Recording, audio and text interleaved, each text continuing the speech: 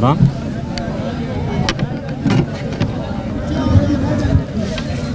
थोड़ा सा डिस्टेंस। बिस्मिल्लाहिर्रहमानिर्रहीम। जनाब डॉक्टर असफंदियार साहब, इस तारीख के रूए रुआं, और डॉक्टर नाइम और मेरे सारे जितने दोस्त यहाँ स्टेज पे हैं, सामने हैं, मेरी बहनें हैं सामने, सबको और मीडिया को अस्सलाम वालेकुम। मैं सबसे पहले ये अर्ज़ करूँगा कि पाकिस्तान पीपल्स पार्टी का एजेंडा और मंशूर लोगों को रोज़गार देना है, उसका छीनना नहीं है। आज मेरी ये प्रेजेंस यहाँ पे आपको पूरी सॉलिडेरिटी देने के लिए आया हूँ मैं, और मैं ये कहूँगा कि मैं पहले भी आपके साथ एक वर्कर की तरह काम करता रहा हूँ। मुझे याद है जब मैं मिनिस्टर ऑफ इंटीरियर था तो आप लोगों की तनख्वाहों का और रेगुलेशन का मसला चला था, और मैंने आपके धरने में भी आके बैठा था और कैबिनेट से लेके आपको मैंने क्लियर करवा के आपको रेगुलाइज किया था और तनख्वाहें बढ़ाई थी। वो तनख्वाहें और वो आपको रेगुलाइज इसलिए नहीं किया था कि कोई दूसरी हुकूमत आके आपसे छीन ले, और ये हम आपसे छीनने नहीं देंगे इंशाल्लाह।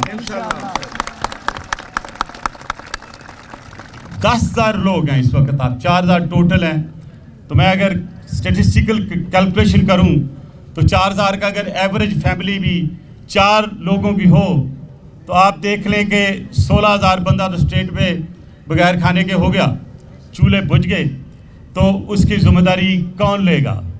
ज़ाहिर है स्टेट जो होती है वो माँ होती है, उसको प्रोटेक्ट करना, ये उनको प्रोटेक्ट करना ये उनका फ़र्ज़ है।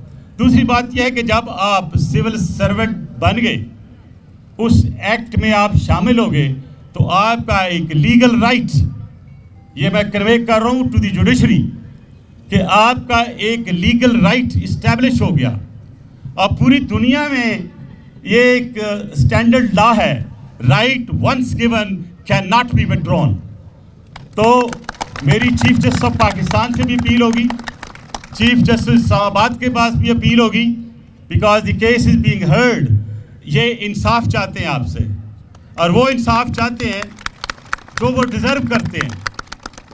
अब अंदाज़ा करें कि अगर 4,000 मुलाजमीन को आप सिर्फ नौकरी से निकालेंगे, वो बेघर भी हो जाएंगे, क्योंकि साथ साथ उनके घर भी छोड़ने पड़ेंगे।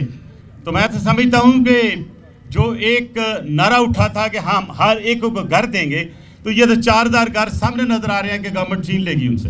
तो मैं ये समझता हूँ कि एक गरीब इस्लामाबाद का रहने वाला या गिरदोनवा में रहने वाले लोगों के लिए ये एक बहुत ऐसी जगह थी जहाँ पे हर गरीब अपना इलाज करा सकता था। अब उनको उस इलाज से महरूम कर दिया जाएगा। The basic right of a citizen of health is being snatched. इस तरह पूरे गवर्नमेंट मुलाजमीन जो इस वक्त इस्लामाबाद में हैं, उनके भी जब कॉन्ट्रैक्ट साइन होता है तो उनकी जो मेडिकल ट्रीटमेंट है वो फ्री होती है। आप एक बहुत बड़ा अस्पताल जो कि पाकिस्तान की सिविल सर्विस को, लोअर कैटेगरीज को, सबको एक ट्रीटमेंट दे रहा था, वो आप कितने जुल्म करते हुए छीन रहे हैं। ये जुल्म आप उन गरीब बच्चों पे कर रहे हैं, उन गरीब सर्वेंट्स पे कर रहे हैं। ये सिर्फ मामला इस पिम्स के मुलाजमीन का नहीं है, ये मामला पूरे इस्लामाबाद का है, इस्लामाबाद के शहरियों का है, इस्लामाबाद के बच्चों का है, इस्लामाबाद की माओं का है, इस्लामाबाद के वो लोग जो अफोर्ड नहीं कर सकते, ये मसला उनका है, और उस मसले के साथ हम खड़े हैं। मैं खड़ा हूँ, मेरी पार्टी खड़ी है, हम सब लोग आपके साथ हाँ में हाँ मिलाते हुए आपकी उस चीज़ का उस वक्त का मुकाबला करेंगे जब तक आपको नहीं मिल जाता इंसाफ।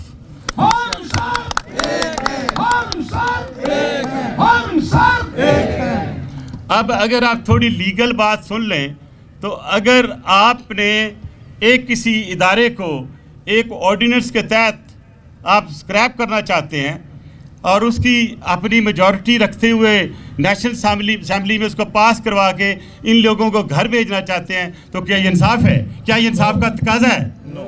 तो जब वो चीज़ जो आम आदमी को अफेक्ट करती है, जो आपको अफेक्ट करती है, जो पाकिस्तान के हर शहरी को अफेक्ट करती है, उसके लिए पाकिस्तान पीपल्स पार्टी हमेशा आवाज़ उठाएगी और इसी तरह उठाएगी जैसे हम यहाँ मौजूद हैं। मुझे पता है कि आज नेशनल असेंबली में बिल जा रहा है, लेकिन आप देखेंगे कि हमारे लोग भरपूर आप लोगों का साथ देंगे और जब सेनेट में जाएगा तो ये आपका सिपाही, ये आपका भाई आपके लिए वहाँ खड़ा होगा और उसको सही तरीके से अपोज करूँगा। इसके अलावा एक और आपका लीगल राइट है, ये ह्यूमन राइट्स की वायलेशन है। मैं समझता हूँ हाई कोर्ट तो गए हैं, चंद लोग सुप्रीम कोर्ट भी जाएं, बगैर वक्त ज़ाय हुए के जाएं, क्योंकि ये अवामी मसला है, ये किसी इंडिविजुअल का मसला नहीं है। और फिर जो मुझे बताया गया है कि प्राइवेट बोर्ड में वो जो लोग हैं वो सारे ही किसी एक पार्टी के हैं।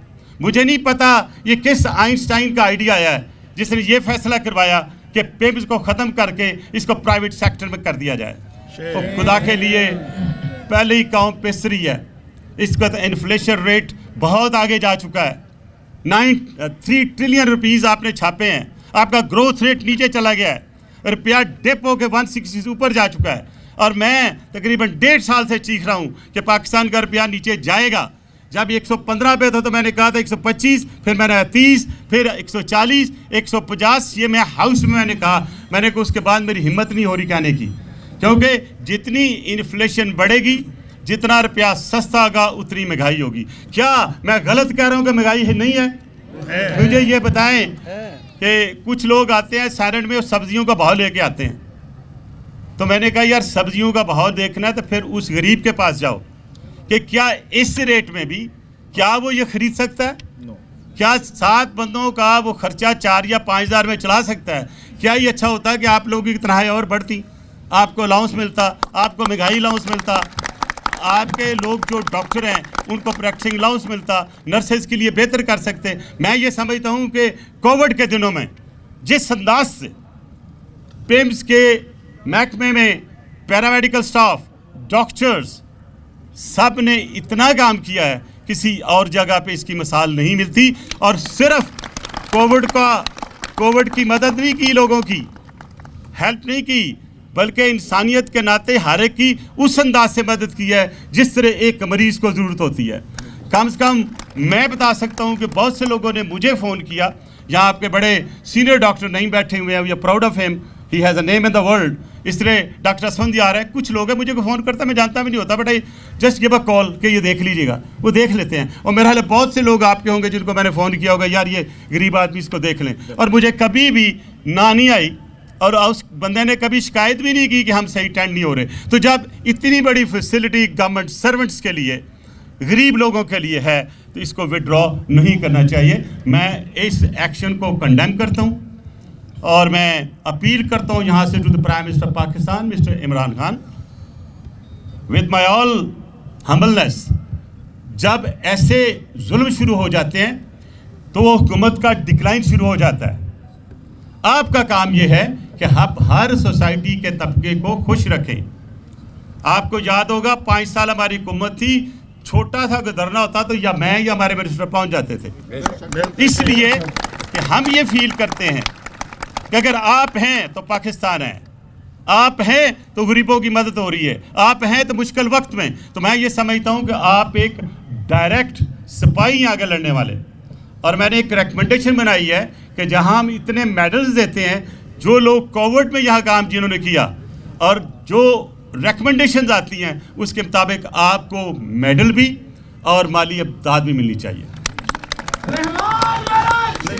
पर्सनल नारा कोई नहीं लगाना मेरा, जिंदाबाद बेटे, पर्सनल नारा मेरा कोई नहीं लगाना। मैं आपकी तरह वर्कर आया हूँ और मैं इस चीज़ को पोलिटिसाइज नहीं करना चाहता। मैं आया हूँ, मैं आपका एक साथी हूँ, आपसे ही उठ के आपसे बात कर रहा हूँ, और मैं आपको वादा करता हूँ कि मैं हर जगह आपको रिप्रेजेंट करूँगा। और जिस वक्त आप सुप्रीम कोर्ट में जाएं, मैं आपके साथ हूँगा, क्योंकि ये मामला मुझे काफ़ी गंभीर लग रहा है और गहरा लग रहा है। असर वाले लोग आगे होंगे, आप पीछे होंगे। वैसे मुझे उम्मीद है कि चीफ जस्टिस इस्लामाबाद बड़े खुदातर्स, इंटेलिजेंट और दुनिया देखी उन्होंने।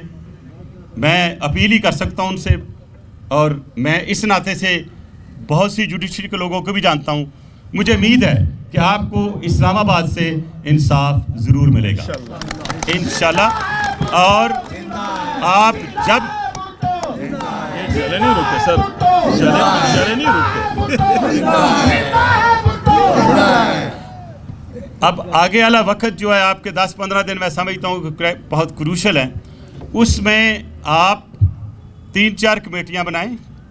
एक कमेटी तो डॉक्टर संबंधी चल रहे हैं, एक कमेटी जो है मिनिस्ट्री ऑफ इंटीरियर में भी उसमें जाए, हेल्थ में भी रोज़ जाए।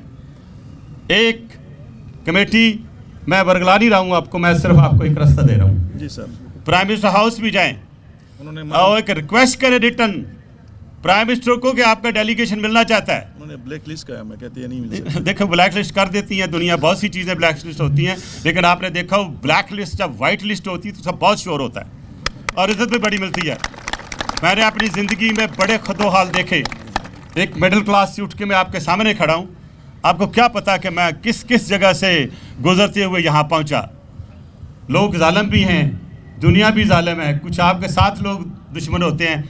आप में से कुछ कोशिश कर रहे होंगे हमें बड़े ओहदे मिल जाएं, लेकिन मैं उनको वाज़ेह कर दूं कि अगर किसी गरीब का नवाला छीलोगे तो हो सकता है आपसे सब कुछ छिन जाए। इस चीज़ को नज़र रखो, इन गरीबों की तरफ देखो। इमरान खान साहब, अगर आप सुन रहे हैं तो मेरी ये बात गौर से सुने। अगर आपने इनके साथ नाइंसाफ़ी की तो आपकी हुकूमत के साथ अल्लाह नाइंसाफ़ी कर देगा इंशाअल्लाह। लिहाजा आगे बढ़ें, इंसाफ दें, जो इनके राइट्स हैं, जो इनको चाहिए वो इन्हें हर सूरत मिलना चाहिए। और मैं भी अपने लेवल पे जिस जगह ज़रूरत है बात भी करूँगा, और अगर मेरी ज़रूरत पड़ी तो मैं पर्सनल हेयरिंग भी दूंगा चंद लोगों को आपसे, ताकि दुनिया देखे कि एक्चुअली बीच वाला मसला क्या है। मुझे डर ये लगता है कि कहीं आने वाले वक्त में ये सारी जगह स्क्रैप ना हो और यहाँ भी कि बड़े बड़े स्काई कैपर खड़े हों, बड़े बड़ी बिल्डिंगें खड़ी ना हों। एक नेमत है गरीब लोगों के लिए, इनसे ना छीनो। आई होप कि मेरी ये आवाज़ हुकूमत के दर पे जा रही है, हर हुकूमत के उन ऐवानों तक पहुँच रही है जिनको मैं आज यहाँ सबको रिप्रेजेंट कर रहा हूँ। और आप बिल्कुल फिक्र ना करें, हम आपके साथ हैं। बिलावल भुट्टो जरदारी साहब ने ऑलरेडी कहा है कि हम नौकरियाँ देते हैं, छीनते नहीं हैं। आसिफ जरदारी साहब का भी यही बयान है इसी पे। तो आप फिक्र ना करें, हमारी पूरी पार्टी और जो हमारी लॉबी है अपनी सेनेट में भी और कौमी असम्बली में इंशाल्लाह हम भरपूर कोशिश करेंगे।